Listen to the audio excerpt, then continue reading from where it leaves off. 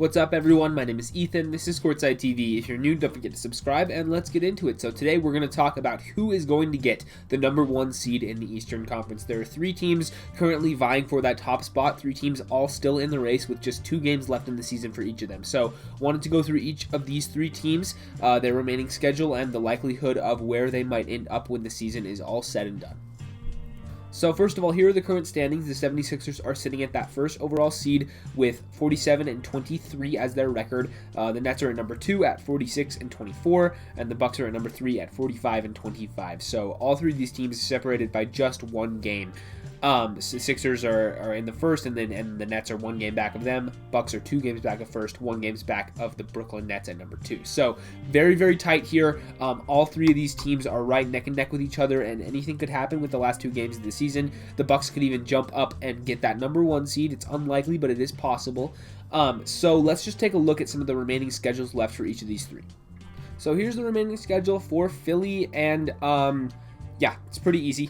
Looking like they should be able to easily lock up this number 1 seed, assuming that they don't play like garbage, because they are going against the Orlando Magic, who are aggressively tanking, have been tanking for the past couple of weeks, really months now, I guess, even since the trade deadline, and maybe even before then after all the injuries that they've dealt with. So the Magic are one of the worst teams in the league, but they are, capable of pulling off some victories. They have won a couple of games since they've decided to tank, and this is a team that, doesn't have a ton of talent, but they do have a lot of young pieces, and they might come out and show up and play well on any given night. Now, they're right in the thick of the tanking race. They're right in the middle of all these other teams with a ton of losses, trying to lose as many as possible. So 2 wins for the Magic here would not be good for their lottery odds, but sometimes these things happen late in the season. You accidentally win a game that you didn't mean to. And for Philly, they've lost 2 in a row. They've just lost to the Pacers and the Miami Heat. Joel Embiid just returned from an illness that he had. He's back in the lineup. They've been kind of banged up over the last little while, but they have pretty much everybody back and healthy now at this point, and I would be surprised if they lost either of these two, because Orlando's trying to lose, and Philly still is, playing for something, obviously. That's why I'm making this video.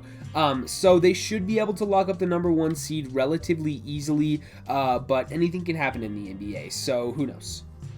So according to the standings, they do have the tiebreaker against the Brooklyn Nets. They beat them in the season series, and so therefore they would be the team favored if the 2 records were tied, which means that they would have to lose both of these games, and the Nets would have to win their remaining 2 in order to pass them.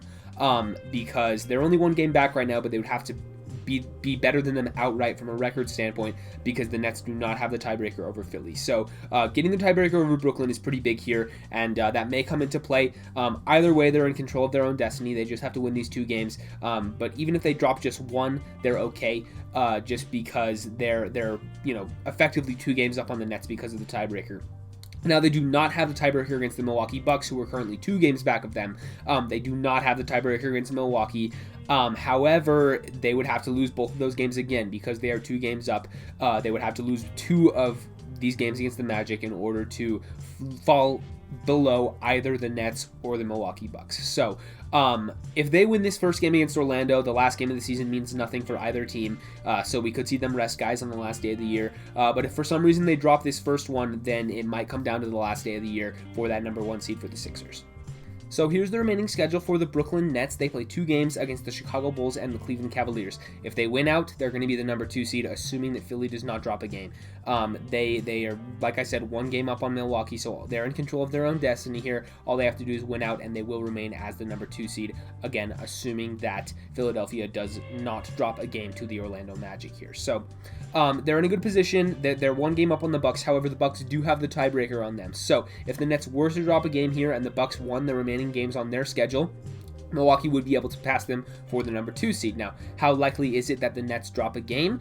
Who knows? This is where it gets a little bit interesting, because they play the Chicago Bulls on Saturday, and the Bulls are still alive in the playoff race. They are the 1 team in the league that is not currently in a play-in spot that has not been eliminated. So that it's them and the Wizards that are fighting for that final spot in the Eastern Conference, and the Bulls have to win their remaining games, their final 2 games on their schedule. The Wizards have to lose their last games on their schedule. So we are now in a scenario where the Bulls have to win out But if the Wizards win one more game, then that sends the Bulls completely out of the playoffs. So this game against Chicago, Nets and Bulls, is on Saturday.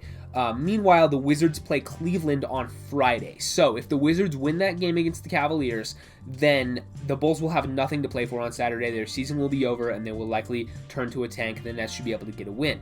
But if the Wizards drop that game against the Cavaliers, and it could be possible given that Bradley Beal is out, then that means that the Bulls would have something to play for, and they would bring their A game.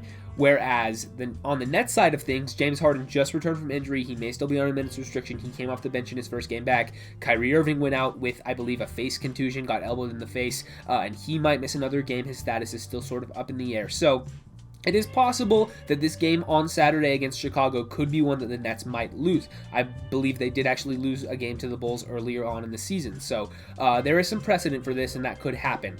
And that final game against the Cavaliers should be an easy win for them. The Cavaliers are tanking. They're trying to lose, and they're one of the worst teams in the league. So that should be a layup.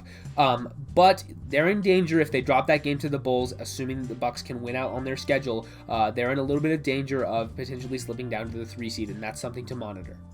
And here we go with the Bucks schedule. They are currently sitting in third place. Like I said, they have 2 games left, one at home against the Miami Heat and then on the road at the Chicago Bulls. Now, this is where things get even more complicated. I hope you guys can follow me on this. The game against the Miami Heat is on Saturday. That game happens in the evening. The rest of the games are scheduled for the morning on that day. The Heat are currently in the thick of the playoff race. They're in the middle of this battle with the Atlanta Hawks and the New York Knicks for those 4th, 5th, 6th seed in the Eastern Conference. The Knicks play in the morning. Regardless of the outcome of the Knicks game, the Heat will still have something to play for. Miami has a tiebreaker over New York. So if the Knicks lose, then the Heat could still lose their 2 remaining games and fall below the Knicks. If the Knicks win, then the Heat have to win at least one of their last 2 in order to stay above them. So regardless of the outcome of the Knicks game that morning, the Heat will have something to play for that evening against Milwaukee. Milwaukee will also still have something to play for guaranteed against the Heat that night. And that is because even if Brooklyn beats Chicago and that game happens on Saturday morning, they will still have something to play for, because if the Nets win against the Bulls, then the Milwaukee, because they have the tiebreaker, can hope that the Nets still lose their final game of the season on Sunday. So regardless of that, they will still have a chance to catch Brooklyn, regardless of if they beat Chicago on Saturday morning or not. So Bucks and Heat will both have something to play for Saturday night. Should be a very good game. The Heat have been kind of on fire recently. They've been playing really well. Meanwhile, the Bucks have sort of been up and down, kind of banged up, guys in and out of the lineup, but obviously they're still a very good team, and they're going to be playing for seeding. So Heat and Bucks Saturday evening should be a fun one. Both of these teams playing for positioning still. And then we go to Sunday. We have a game, Milwaukee Bucks at Chicago Bulls.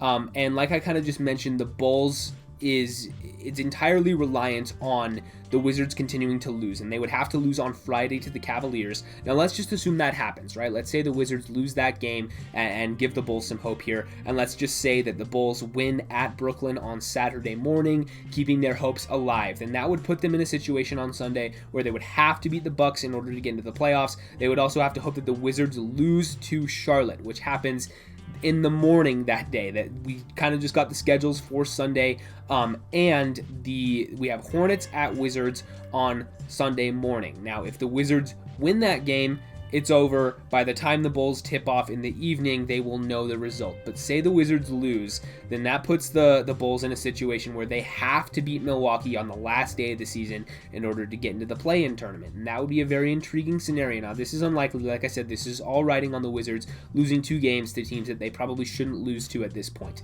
But if it happens, then we have a situation here where both Milwaukee and Chicago could potentially be playing for something in the last game of the year. Because if the Bulls stay undefeated and they put themselves in a situation where they beat the Brooklyn Nets on Saturday going into this game against the Bucks, then the Bucks would have to win this game in order to maintain their spot ahead of Brooklyn, because they would be tied in the win-loss column having the tiebreaker. But if they lose that game, then they all of a sudden dip back below the Brooklyn Nets in the standings. So lots of intriguing scenarios here. All of this is riding on the Wizards staying cold and the Bulls staying hot, but we could potentially be in for a treat of the last day of the regular season.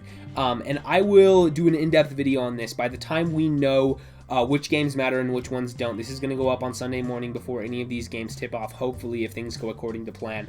But after Saturday night's games, I'm going to go through every game that happens on Sunday, every team in the league is playing, and which games matter for something and which ones don't, which ones are the most important. So be sure to stick around for that one and tune in. That's kind of a side note, but we will be going through all of those games on Sunday. So if you're interested, be sure to subscribe down below and stick around for that video. But back to the Bucks. They're going to have something to play for these last 2 games. They could still potentially pass Brooklyn here. They have a tough game against the Heat, though, and that's going to be the one that could potentially screw them up. If they lose that one, they're pretty much done. And done meaning out of the chase for the 2 seed. Obviously, the 3 seed is not bad. You can still obviously make a deep run in the playoffs with that. But in terms of chasing the 1 and 2 seed, a loss to Miami would kind of do them in.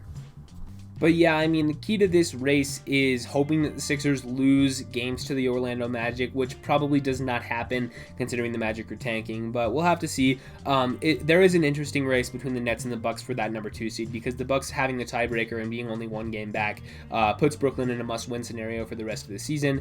And while they're not playing super tough competition, it is still possible that they might end up losing. The Chicago Bulls being in this race could really kind of screw things up for a couple of these teams, so even if the Bulls get eliminated in the next couple of days, they could still potentially play spoiler. So we'll have to see how well they are able to play down the stretch, and if they're trying to go out and win games after they're officially eliminated, if that does happen sooner rather than later, or if they're going to try to pack it in and tank. We'll have to see what the Chicago Bulls decide to do, but they could, be a spoiler for some of these teams down the stretch here.